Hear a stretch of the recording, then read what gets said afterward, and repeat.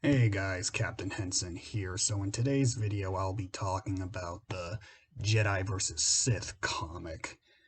Now, this is the first Star Wars comic I reviewed on the channel. I have been reading, the EU comics through the Legends epics from Marvel. The reason I haven't reviewed any of them is because I read through those epics in such a quick pace that just don't really have the time to sit down and just talk about each individual arc or miniseries.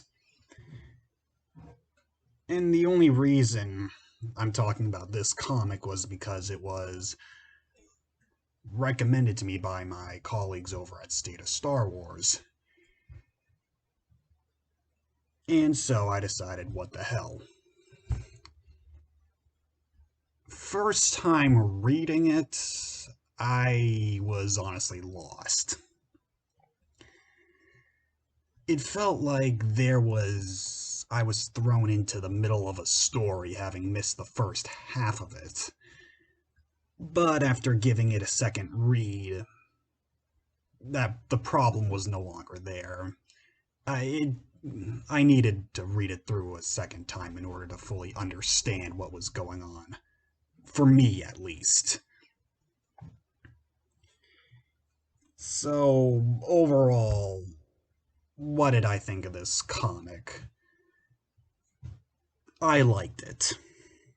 It wasn't my favorite comic, and it certainly doesn't have characters that I would ever call my favorite, but overall, it is good.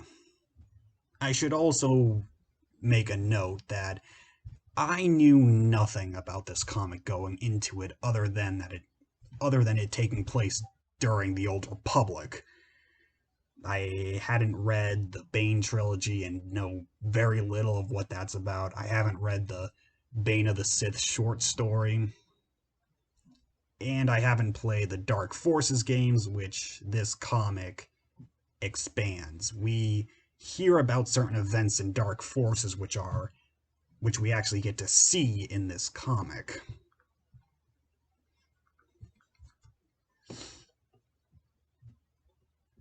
Overall,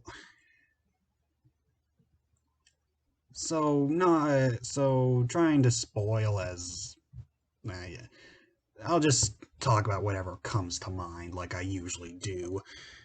So, talking about the characters.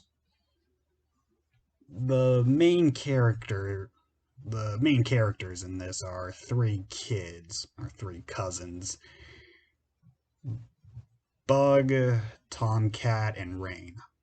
And for those who aren't aware, those are actually nicknames due to the superstition on the planet they come from, which is a swamp planet. Tomcat, whose real name is Derivit, is really he's a Jedi fanboy, putting it in simple terms. He wants nothing more than to be a Jedi because of the stories, the songs, the legends that he's heard about them. It's to an annoying degree. Like,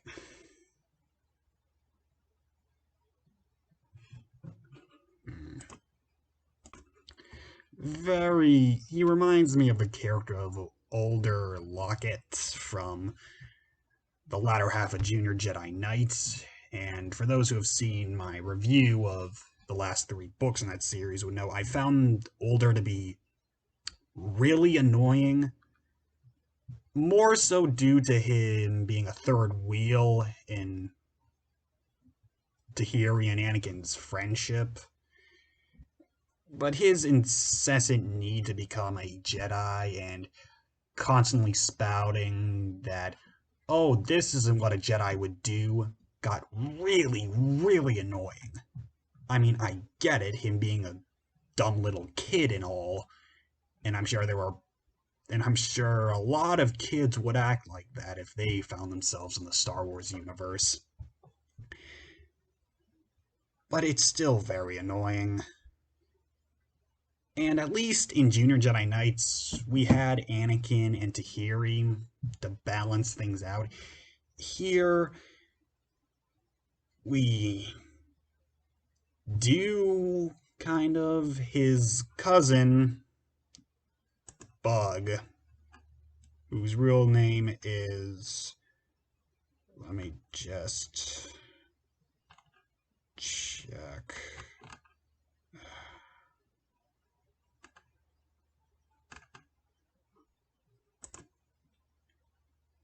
Hardin. He should be the one who counterbalances David's annoying personality, but quite frankly, I didn't find Hardin to be all that interesting. I didn't outright hate him, but I didn't particularly like him either. And him being a barefoot male character kind of definitely didn't help things. And lastly, there is Rain. I actually liked her. Her story I found to be interesting. Befriending the native species of the planet, the Bouncers, who look into dreams and who thinks the battle between the Jedi and Sith are going fucking mad. She starts off as an innocent little girl. Eager to become a Jedi, really wants to help people.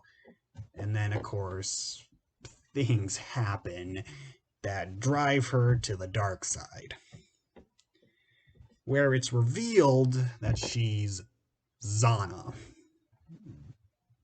who becomes Darth Bane's apprentice. I knew of Zana before going into this comic. I did not know this little girl would turn out to be Zana. I was actually shocked, though. Seeing her talk with Bane kind of turned on the. I had my suspicions when her and Bane were talking, or when they first met. And, of course, she turns out to be a fucking badass in this. I will say this. When Hardin died, I was like, whatever. And didn't feel. It was like, whatever. David, seeing the error of his ways, I actually liked. I'm not gonna lie. By the end of the story, or by the end of this comic, I actually liked David and would like to see him more. So, and it's pretty much the same way with Older.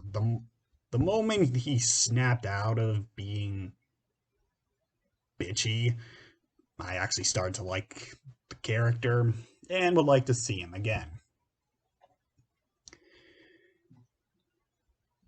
One of the major points of this comic is to show us the events of the Battle of Ruusan, which we heard about in the Jedi Knight series. Getting and seeing what led to Darth Bane creating the Rule of Two, all of which is very interesting. Darth Bane himself, we don't see, or he's important to this story. We don't learn much about him, but getting to see how he began the Rule of Two is really interesting. Seeing what led to that point, it makes sense.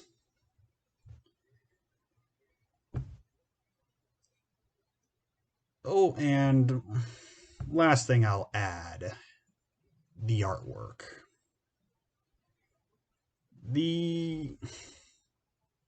I shouldn't say the artwork, it's more so the aesthetic of this book. Similar to Tales of the Jet. Tales of the Jedi. This goes for a very non-Star Wars looking aesthetic. Definitely more so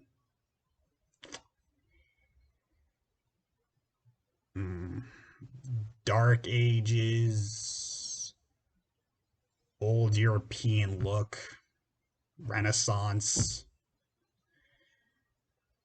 Honestly, the only thing that, and even the ships look nothing like Star Wars ships. That's not a problem, but it is something to keep in mind. People dress more so in Middle Ages attire, and the only thing that really resembles Star Wars are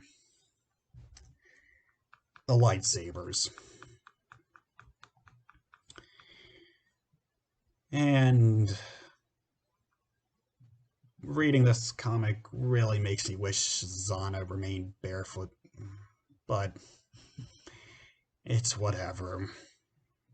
Not the worst thing in the world, just would have been nice moving forward.